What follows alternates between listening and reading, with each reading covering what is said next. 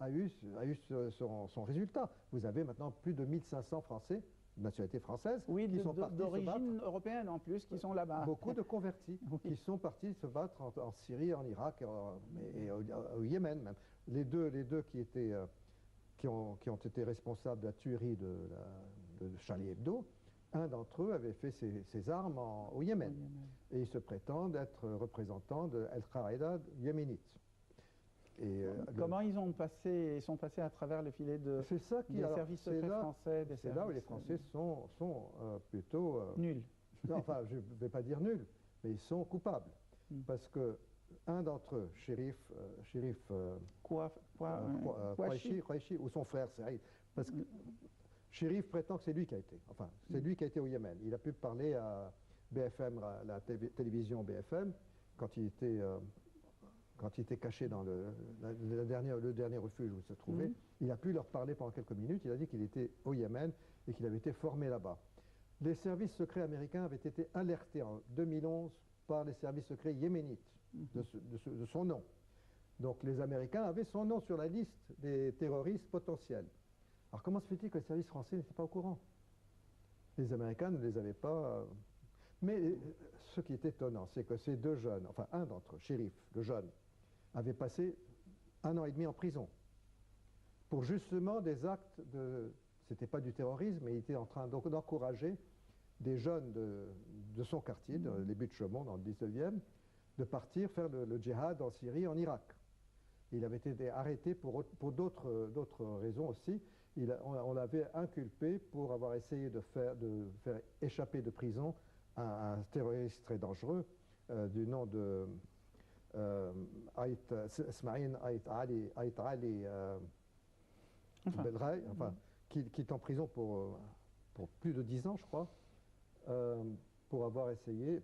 Et en dépit de cela, il rencontre l'Africain Koulibaly, qui est l'autre, le troisième larron dans l'histoire. Il le rencontre à Fresnes, à la prison de Fresnes. Et ils sont sous l'emprise d'un gourou qui est en prison aussi, du nom de Jamal Brad, qui est un Algérien et qui est condamné à 10 ans de prison pour avoir essayé de mettre une bombe à l'ambassade d'Amérique. Et qui est leur gourou et qui les a formés. Tout ça, alors tout ça, les services secrets le savaient. Bon, et est-ce qu'ils ne peuvent pas expulser ces gens-là? Il n'y a pas un moyen? Mais ils sont français. Même s'ils sont français, il n'y a pas un moyen de leur retirer la nationalité? C'est ce que Marine Le Pen essaye de faire maintenant.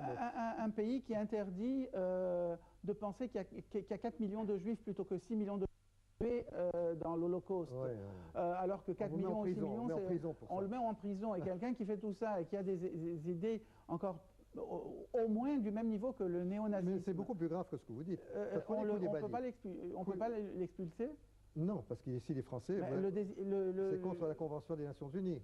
On n'a pas le droit d'expulser un national. Bien, mais si on le... à son pays d'origine. Mais non, c'est pas... Il est né en France, il est français. Non, son pays d'origine peut être le pays de ses ancêtres. Oui, mais ce n'est plus son pays. Il n'a plus la nationalité de ce pays, c'est-à-dire il peut la demander. Mais il n'a aucun intérêt de le faire. Non, c'est-à-dire l'État français peut la demander pour lui. Il faut changer la loi. La loi ne le permet pas. Mais oui, la loi est faite pour être changée, comme il y a eu une loi mais la loi ne le permet pas. Oui, la loi actuelle. Mais ce qui est grave dans le cas des services secrets français, qui connaissent ces gens-là, puisqu'ils ont des dossiers sur ces types, Koulibaly, qui est un converti à l'islam, il a été converti à la prison de Fresnes. Par la suite, il a fait 8 ans ou 9 ans de prison pour divers larcins. C'était un criminel au début.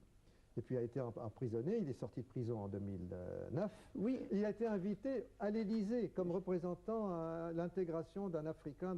Il travaille pour Coca-Cola, l'usine de Coca-Cola, qu'il a proposé pour rencontrer le président de la République, M. Sarkozy. Face à ces bêtises de l'État français et des dirigeants, une chose pareille. Mais face à tout cela, est-ce qu'il n'y a pas une possibilité de changer justement la législation française de manière à éviter ce genre de choses? Et puis les gens qui sont comme ça, par exemple... on peut interdire tout simplement en France, tout comme le néonazisme est interdit, l'islamisme dans le sens de islamiste, et non pas musulman, pas l'islam, mais l'idéologie politico-religieuse des frères musulmans et de toute leur progéniture peut être interdite, à même titre que... c'est un peu difficile. N'oublions pas que quand notre gouvernement, le nouveau gouvernement est arrivé au pouvoir avec le général Sissi, La France a été avec l'Amérique et l'Angleterre et les autres, ont critiqué le fait que les frères musulmans n'étaient plus au pouvoir. Donc pour eux, le gouvernement légitime d'Égypte, ce sont les frères musulmans. Autre chose. Il est certain que si on demandait aux Français par référendum, mais ça ils ne le font jamais, ils le font pas. Par référendum, ils diraient autre chose que ce que disent les dirigeants. En plus, la France, où le premier parti politique à l'heure actuelle fait 25% des voix aux européennes, n'a que 2 députés sur 600, n'a pas de leçon à donner à l'Égypte au niveau de la démocratie. Parce que si on s'arrange à avoir des circonscriptions en salamandre et tout ce genre de choses... Il faudra demander à la Cour constitutionnelle si on peut changer la loi, mais je pense que ça sera difficile. Mais l'autre raison pour laquelle ces gens ne sont pas mis en prison, n'ont pas été mis en prison, c'est que ça arrangeait bien les gouvernements occidentaux qu'ils aillent faire le djihad pour abattre le régime syrien, que les Français et les Anglais, les Allemands suivent les directives américaines qu'il faut absolument abattre le régime en Syrie. Donc, qui est-ce qu'ils avaient utilisé pour abattre le régime soviétique en Afghanistan? C'était le même type de personnage. Mais ils n'ont pas appris la leçon. Mais ce n'est pas une leçon, ils savent très bien ce qui va se passer, ils savent très bien qu'ils utilisent ces gens qui vont être difficiles par la suite, une fois qu'ils ont réussi leur coup. Or, en Syrie, ils n'ont pas réussi. Mais beaucoup d'entre eux ont été formés en Turquie et en Jordanie par des officiers des services secrets américains, britanniques et français, y compris les Turcs et les Jordaniens, bien sûr. Mais ce sont les mêmes, donc ils les connaissent. Ils les ont envoyés, ils ont permis leur voyage là-bas, ils ne les ont pas empêchés. Maintenant, ils commencent à réfléchir que quand ils vont retourner en France, ils auront d'autres instructions de leurs patrons djihadistes, comme ce qui s'est passé à Charlie Hebdo. Il se peut que les instructions venaient de la Qaïda au Yémen, comme l'a dit un d'entre eux avant de mourir. Qu'ils suivaient les directives, et d'ailleurs il y a eu le gourou de la Qaïda au Yémen, un cheikh qui s'appelle Haris al-Zirafi, ou je crois qu'il s'appelle Nizam, ou quelque chose comme ça, a fait une déclaration aujourd'hui disant qu'il bénissait ces 2 martyrs de la cause qui avaient causé cet attentat béni, dit-il. El-Ghazw al-Mubarak. Donc, ils ont reçu des instructions. Ce sont des gens qui ont été formés au Yémen par la Qaïda, qui a des camps d'entraînement là-bas. Mais il y a des centaines de Français au Yémen. Il y a 300 Français au Yémen actuellement, des convertis. Pas des beurs, des convertis. Dans une ville qui s'appelle Cheikh, qui est sur la mer Rouge, où ils ont leur gourou salafiste, wahhabite, et après, on les envoie... Qu'est-ce qui fait qu'un Français de souche française soit attiré par cette forme extrême? Je pense que dans la plupart des cas, ce sont des cas sociaux, des cas psychologiques, des gens qui sont mal dans leur peau, qui ont des problèmes familiaux, qui ont des problèmes d'intégration dans leur milieu social, des cas mentaux. C'est pas possible qu'on puisse, du jour au lendemain, devenir un converti. Et ces gens qui sortent de prison, très souvent, et qui rencontrent les prédicateurs qui sont des Européens, des Français de souche, dans les prisons, et qui sont convertis dans la prison par les prédicateurs et qui leur promettent Mais ça ne fait pas un effet bizarre d'avoir des prédicateurs prisonniers, ex-détenus? Non, mais les prédicateurs, il y a des gourous, enfin, comme les chefs terroristes qui sont en prison, ils ont une influence, ce sont des patrons dans les prisons, les patrons des prisonniers, je veux dire. Mais vous avez les aumôniers des Saoudiens qui sont formés en Arabie Saoudite, au Qatar ou ailleurs, qui encouragent ces gens à se convertir à l'islam et qui leur offrent de l'argent sûrement, et qui payent les voyages vers le Yémen. Je reviens à la responsabilité de la France, mais aussi de l'Angleterre et des autres pays qui accueillent les frères musulmans chez eux.